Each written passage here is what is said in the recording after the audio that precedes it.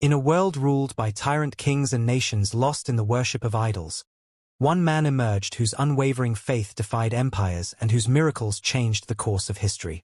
Elijah the Tishbite, a prophet whose name is forever etched in time, called down fire from heaven to confront the false gods that had led a people astray.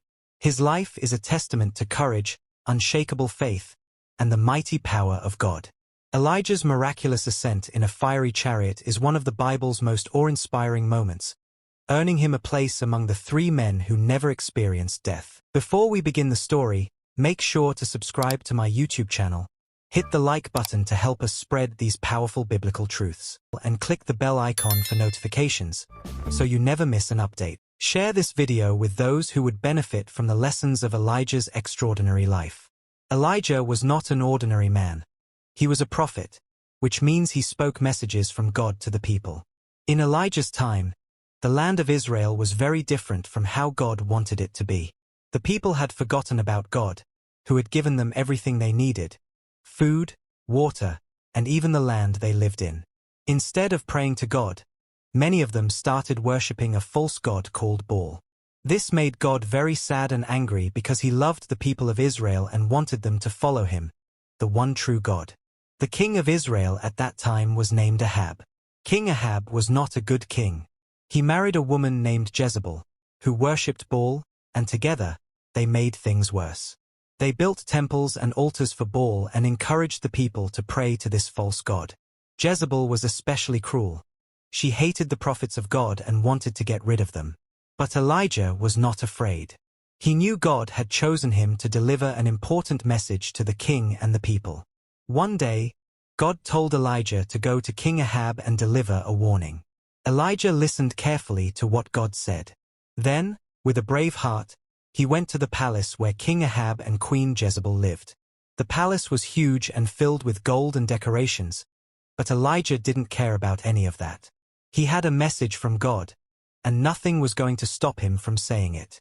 When Elijah entered the palace, the guards looked at him suspiciously. "Who are you, and what do you want?" one of them asked. "I am Elijah, a prophet of the Lord," he replied. "I have a message for the king." The guards took him to the king, who was sitting on a grand throne. King Ahab looked at Elijah with curiosity but also annoyance.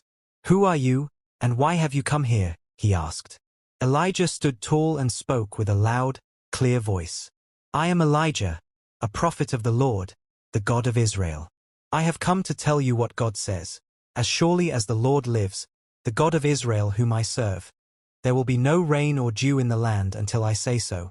King Ahab stared at Elijah in disbelief. No rain? No dew? That sounded impossible. But Elijah's face was serious, and his eyes showed no fear.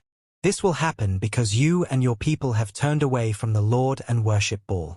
You must know that Baal is not real. He is just a statue. The Lord, the one true God, is in control of everything, even the rain." Before King Ahab could reply, Elijah turned and walked out of the palace. The guards didn't stop him because they could see that he was no ordinary man.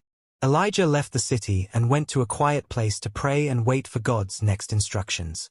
The days passed, and just as Elijah said, no rain fell from the sky.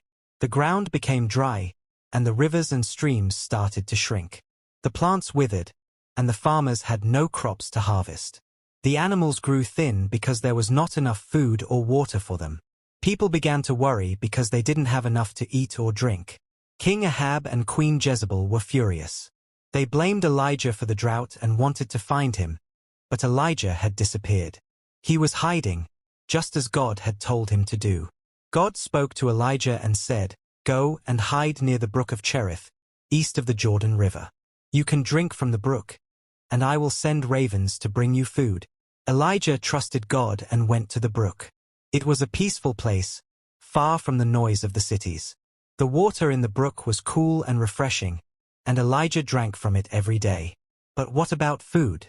How would he eat in the middle of the wilderness? God kept his promise. Every morning and evening, ravens flew to Elijah, carrying bread and meat in their beaks. These birds were like messengers from God, bringing food to Elijah so he wouldn't go hungry. Elijah thanked God every day for taking care of him. While Elijah was hiding, the people of Israel were still suffering. The drought was getting worse, and there was no sign of rain. Some people started to wonder if Elijah's God was real and if Baal was powerless. But King Ahab and Queen Jezebel refused to believe in the Lord. They sent soldiers to search for Elijah, but no one could find him because God was protecting him. Elijah stayed by the brook for a long time, praying and waiting for God to tell him what to do next. He knew that God had a plan, even though the drought was hard for everyone. Elijah trusted that God was in control and would use this time to teach the people of Israel an important lesson: that the Lord is the one true God, and they should turn back to him. As Elijah sat by the brook one evening, he watched the sun set behind the hills. The sky turned shades of orange and pink, and the stars began to appear. Elijah felt a deep peace in his heart. Even though he was alone in the wilderness, he knew he wasn't really alone. God was with him, providing for him and guiding him. Elijah whispered a prayer: "Lord, thank you for taking care of me. Thank you for the food, the water, and your love. I will always trust you." And with that, Elijah closed his eyes and fell asleep, knowing that God was watching over him. Elijah stayed by the brook of Cherith, just as God had told him to. It was quiet there, far away from people and the trouble in Israel. He could hear the gentle sound of the water flowing through the brook, the chirping of birds, and the rustling of leaves in the wind. Even though Elijah was hiding, he didn't feel lonely. He knew that God was with him. Every day, Elijah drank from the cool, fresh water of the brook. It kept him strong and healthy during the drought. But as time passed, something began to happen. The drought was so bad that even the brook, which had been full of water, started to dry up. Elijah noticed that the stream became smaller and smaller each day. Soon, there was no water left to drink. Elijah could have been afraid, but he wasn't. He knew that God was watching over him. If God can send birds to feed me, Elijah thought, then he can also show me where to go next. One day, God spoke to Elijah. "Get up and go to a town called Zarephath," God said. "I have chosen a widow there to take care of you." Elijah didn't ask questions or complain. He simply got up and started his journey. He trusted that God's plan was perfect, even if he didn't know what would happen next. The journey to Zarephath was long and hot. The sun blazed in the sky, and the dry ground cracked under Elijah's feet. There were no green plants or flowing rivers because of the drought. Still, Elijah kept walking, knowing that God would lead him to the right place. When Elijah finally reached the town of Zarephath, he was tired and thirsty. As he entered the town, he saw a woman gathering sticks. She looked poor and sad, but Elijah remembered what God had told him. "I have chosen a widow to take care of you. Could this woman be the one?" Elijah called out to her, "Please bring me a little water so I can have a drink." The woman stopped what she was doing and looked at Elijah. Even though she didn't know him, she could see that he was a man of God. She nodded and went to get some water. As she was walking away, Elijah added, "And please bring me a piece of bread, too." The woman turned back to Elijah with tears in her eyes. "I don't have any bread," she said. "I only have a handful of flour in a jar and a little oil in a jug. I was gathering these sticks to make a fire, so I can bake one last meal for my son and me. After that, we will have nothing left, and we will die." Elijah listened to her and felt her pain, but he also knew that God had a plan. He said to her, "Don't be afraid. Go home and do as you planned, but first make a small piece of bread for me. Then make something for yourself and your son. God has promised that your jar of flour and jug of oil will not run out until the drought is over." The woman looked at Elijah. She didn't know how this could be true, but something about Elijah's words made her believe. She decided to trust him. The woman went home and baked the bread, just as Elijah had said. She gave him a piece first, then made some for herself and her son. And just as Elijah promised, the flour and oil did not run out. Every day, there was enough to make food for all of them. Elijah stayed with the woman and her son for a long time. They shared meals together, and the woman's faith in God grew stronger each day. Even though the drought continued, God took care of Elijah, the widow, and her son. Through this time, Elijah learned that God is always faithful. Even when things seem impossible, God has a plan. He can use anything or anyone to provide for his people. Life in Zarephath was hard during the drought. The ground was dry, and no crops could grow. People were hungry and worried about how they would survive. But in the little house where Elijah stayed, something amazing was happening. Each day, the widow would go to her jar of flour and jug of oil to prepare a meal. And each day, there was just enough flour and oil to make bread for Elijah, herself, and her son. The jar never ran out of flour, and the jug never ran out of oil, no matter how much they used. The widow couldn't believe her eyes. She knew that this was a miracle from God. She started to trust in Elijah's God more and more. Every time she made bread, she whispered a prayer of thanks, knowing that God was taking care of her family in a way she never thought possible. Elijah stayed with the widow and her son for many days. They became like a little family, eating together, praying together, and helping each other through the hard times.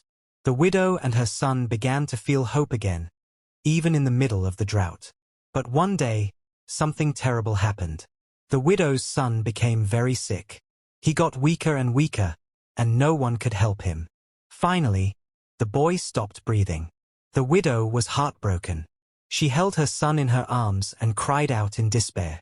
She turned to Elijah and said, "What have you done to me, man of God? Did you come here to remind me of my sins and cause my son to die?" Elijah's heart was heavy. He didn't have an answer for her, but he knew that God had the power to help. He gently took the boy from the widow's arms and carried him upstairs to the room where he was staying. He laid the boy on the bed and prayed to God with all his heart. "Lord my God," Elijah cried, "why have you brought tragedy to this widow who is taking care of me? Please let her son's life return to him." Elijah stretched himself out over the boy 3 times and prayed again. "Lord my God, let this child's life come back to him." Suddenly, the boy began to breathe again. His chest rose and fell, and his eyes opened. He was alive. Elijah's heart filled with joy as he picked up the boy and carried him back downstairs. The widow was sitting on the floor, her face still wet with tears.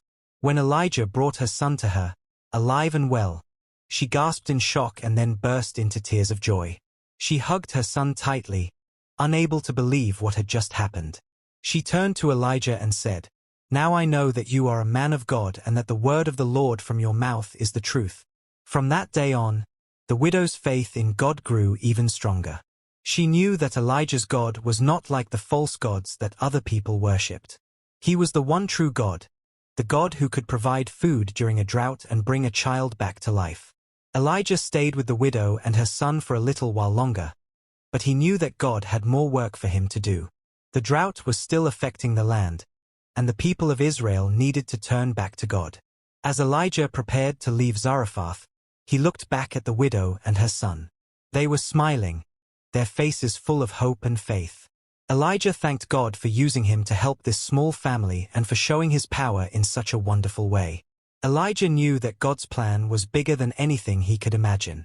Even when things seemed impossible, God was always in control, working in ways that showed his love and power. After leaving Zarephath, Elijah returned to Israel. The drought had lasted for 3 long years, just as God had said. The land was dry, the rivers and streams were gone, and the people were suffering. But instead of turning to God for help, most of them still worshipped Baal, a false god. King Ahab and Queen Jezebel were to blame for this. Jezebel had brought the worship of Baal to Israel, and she wanted everyone to follow her. She even ordered the prophets of God to be killed. But Elijah had been chosen by God to stand up to them and show everyone that the Lord was the one true God. One day, God told Elijah, "Go and show yourself to King Ahab, and I will send rain on the land." Elijah obeyed and went to find the king. When Ahab saw Elijah, he shouted, "Is that you, you troublemaker of Israel?" Elijah stood tall and replied, "I have not made trouble for Israel. You and your family have brought trouble by turning away from the Lord and worshipping Baal instead. Now gather all the people of Israel and the 450 prophets of Baal. Bring them to Mount Carmel, and we will see who the true God is." King Ahab agreed, and soon, people from all over Israel gathered at Mount Carmel. The prophets of Baal came too, dressed in their robes and carrying their tools for worship. Elijah stood alone on the other side, but he was not afraid because he knew God was with him. Elijah spoke to the crowd. How long will you go back and forth between two opinions? If the Lord is God, follow him. But if Baal is God, then follow him. The people said nothing. Elijah continued, I am the only prophet of the Lord left, but Baal has 450 prophets. Let's have a contest to see who the real God is. Bring 2 bulls. The prophets of Baal can choose one, and I will take the other. They will prepare their bull and place it on their altar, but they must not light the fire. I will do the same with my altar. Then we will call on our gods. The God who answers by sending fire to burn the offering is the true God. The people agreed, saying, This is a good idea. The prophets of Baal prepared their altar first.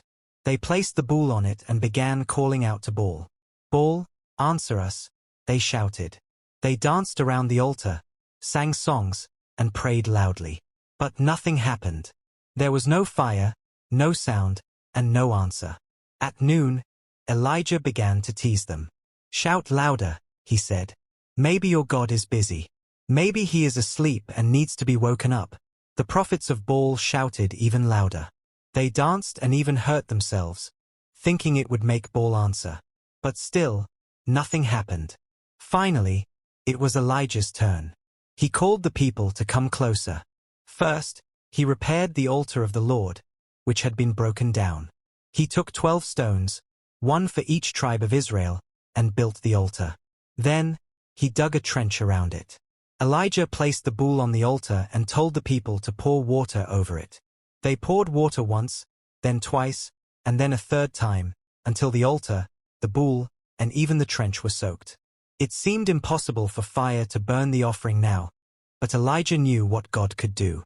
Elijah stepped forward and prayed, Lord, the God of Abraham, Isaac, and Israel, let it be known today that you are God in Israel and that I am your servant. Answer me, Lord, so these people will know that you are the true God and that you are turning their hearts back to you. As soon as Elijah finished praying, fire from the Lord fell from the sky. It burned up the bull, the wood, the stones, the soil, and even the water in the trench.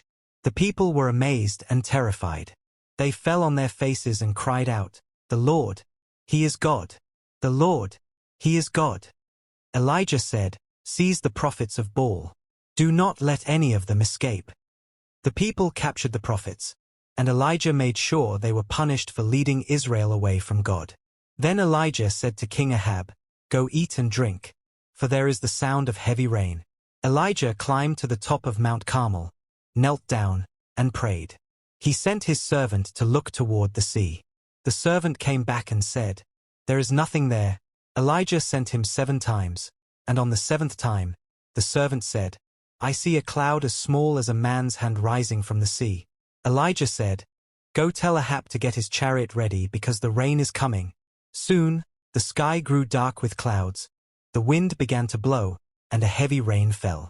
The drought was over, just as God had promised. The rain had come, and the people of Israel had seen God's power on Mount Carmel. But not everyone was happy about what happened. Queen Jezebel, who worshipped Baal and hated God, was furious when she heard how Elijah had defeated the prophets of Baal. She sent a messenger to Elijah with a terrifying threat. May the gods deal with me, be it ever so severely, if by this time tomorrow I do not make your life like one of them. She wanted Elijah dead. Elijah was afraid. Even though he had seen God's amazing power, he was still human, and Jezebel's threat made him feel weak and scared. He ran for his life, leaving everything behind. He traveled far into the wilderness, finally stopping under a small tree. Exhausted and filled with despair, Elijah prayed, Lord, I have had enough. Take my life. I am no better than my ancestors. Then he lay down under the tree and fell asleep. As Elijah slept, an angel of the Lord came to him. The angel touched him and said, Get up and eat. Elijah opened his eyes and saw bread baked on hot stones and a jar of water. He ate and drank, then lay down again. The angel came a second time, touched him, and said, Get up and eat, for the journey is too much for you. Elijah got up, ate, and drank. The food gave him strength for the journey ahead. He traveled for 40 days and 40 nights until he reached Mount Horeb, the mountain of God. When Elijah arrived, he went into a cave to spend the night. But the Lord spoke to him there, saying, "What are you doing here, Elijah?" Elijah poured out his heart to God. "I have been very zealous for the Lord God Almighty. The Israelites have rejected your covenant, torn down your altars, and killed your prophets. I am the only one left, and now they are trying to kill me too." God said, "Go out and stand on the mountain in my presence, for I am about to pass by." Elijah obeyed and went to the entrance of the cave. First, a powerful wind tore through the mountains, shaking the rocks and sending dust flying everywhere. But God was not in the wind. Then, an earthquake shook the ground beneath Elijah's feet, making the mountain tremble. But God was not in the earthquake. After that, a fire blazed in front of Elijah, burning brightly and fiercely. But God was not in the fire. Finally, there came a gentle whisper. When Elijah heard it, he pulled his cloak over his face and stepped out of the cave. He knew that God was in the gentle whisper. God asked again, "What are you doing here, Elijah?" Elijah repeated his feelings of loneliness and fear. But God reassured him. He told Elijah that he was not alone. There were still 7,000 people in Israel who had not bowed to Baal or worshipped him. God also gave Elijah new instructions. He was to go back and anoint new leaders, including Elisha, who would become a prophet after him. Elijah left Mount Horeb with a renewed sense of purpose. He knew that God was with him, even when he felt alone and afraid. After Elijah left Mount Horeb, he followed God's instructions to find Elisha, the man who would one day take his place as a prophet. Elijah traveled through the countryside until he came to a field where a man was plowing with 12 pairs of oxen. The man working with the 12th pair was Elisha. Elijah walked up to Elisha and did something unusual. He took off his own cloak and placed it on Elisha's shoulders. This act was a sign that Elijah was passing on his role as a prophet to Elisha. It meant that God had chosen Elisha for a special purpose. Elisha immediately understood what this meant. He stopped what he was doing and ran after Elijah. "Let me kiss my father and mother goodbye," he said, "and then I will come with you." Elijah replied, "Go back, but think about what I have done to you." Elisha returned to his family, but he didn't stay for long. He showed his commitment to God in a very powerful way. He took the oxen he had been using to plow and sacrificed them. Then he used the wooden plow to make a fire to cook the meat, which he shared with the people. This was Elisha's way of saying goodbye to his old life. He was leaving everything behind to follow Elijah and serve God. After this, Elisha became Elijah's helper. He traveled with Elijah, learning from him and serving alongside him. Elisha was humble and eager to learn, knowing that God had called him for an important mission. Elijah and Elisha continued traveling together, serving God and teaching the people of Israel. But Elijah knew that his time on earth was almost over. God had told him that he would soon take him to heaven in a very special way. Elijah didn't fear this moment, but Elisha was sad because he didn't want to lose his teacher and friend. One day, Elijah said to Elisha, "Stay here, for the Lord has sent me to Bethel." But Elisha replied, "As surely as the Lord lives and as you live, I will not leave you." So they went to Bethel together. When they arrived, some prophets came to Elisha and said, "Do you know that the Lord is going to take your master away from you today?" "Yes, I know," Elisha replied, "but do not speak of it." Elijah told Elisha again, "Stay here, for the Lord has sent me to Jericho." But Elisha gave the same reply, "As surely as the Lord lives and as you live, I will not leave you." So they went to Jericho together. In Jericho, more prophets came to Elisha and said the same thing. "Do you know that the Lord is going to take your master away from you today?" "Yes, I know," Elisha said, "but do not speak of it." Finally, Elijah said, "Stay here, for the Lord has sent me to the Jordan River." And once again, Elisha replied, "As surely as the Lord lives and as you live, I will not leave you." So they went to the Jordan River together.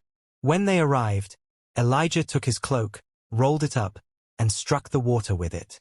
The water divided to the left and to the right, and the two of them crossed over on dry ground, just like when God parted the Red Sea for Moses. After they crossed, Elijah turned to Elisha and asked, "What can I do for you before I am taken from you?" Elisha answered, "Let me inherit a double portion of your spirit." Elijah said, "You have asked a difficult thing. But if you see me when I am taken from you, it will be yours. Otherwise, it will not." As they walked along and talked, something incredible happened. Suddenly, a chariot of fire with horses of fire appeared. The fiery chariot came between Elijah and Elisha, and Elijah was carried up to heaven in a whirlwind. Elisha watched in amazement and cried out, my father, the chariots and horsemen of Israel." He kept watching until Elijah disappeared from sight. Then Elisha tore his clothes in sorrow because he would miss his beloved teacher. Elisha picked up Elijah's cloak, which had fallen to the ground, and walked back to the Jordan River. He rolled up the cloak, struck the water with it, and said, "Where now is the Lord, the God of Elijah?" When he struck the water, it divided again, and Elisha crossed over. The prophets who were watching said, "The spirit of Elijah is now resting on Elisha." After Elijah was taken up to heaven in the fiery chariot, Elisha was left standing by the Jordan River, holding Elijah's cloak. His heart was filled with sadness because his teacher and mentor had gone, but he knew it was time for him to continue the work Elijah had started. Elisha believed God had chosen him to be the next prophet for Israel, and he was determined to follow through. Elisha picked up Elijah's cloak and walked back to the city of Jericho, where the other prophets were waiting to see what would happen next. As he arrived, they saw him from a distance and asked, "Where is your master, Elijah?" Elisha replied, "He has been taken up to heaven." The prophets were amazed, but they also recognized that Elisha now had the same spirit that had been with Elijah. They saw that Elisha had the power to do the work Elijah had done and more. They decided to test his new authority.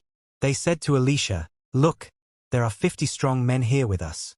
Let us go and search for Elijah. Perhaps the Spirit of the Lord has picked him up and taken him to some mountain or valley." Elisha answered, "Don't send anyone." But the prophets insisted, so Elisha gave in and allowed them to go. They searched for 3 days but could not find Elijah. They returned to Elisha, who was staying in Jericho. When they returned, Elisha said, "Did I not tell you not to go?" Despite the search, they had learned that Elijah was truly gone. Elisha was now the one whom God had chosen to lead the people and speak his word. As Elisha was walking toward the city of Jericho, the people of the city came out to meet him. They said, "The place where we live is near the Jordan River, and it is in a bad spot. The water is bad, and the land is unfruitful." Elisha thought for a moment and then said, "Bring me a bowl and put some salt in it." When they brought it to him, Elisha went to the spring of water, threw the salt into it, and said, "This is what the Lord says, I have healed this water. Never again will it cause death or make the land unfruitful." And from that day, the water in the city was healed. The land became fruitful again, just as Elisha had promised.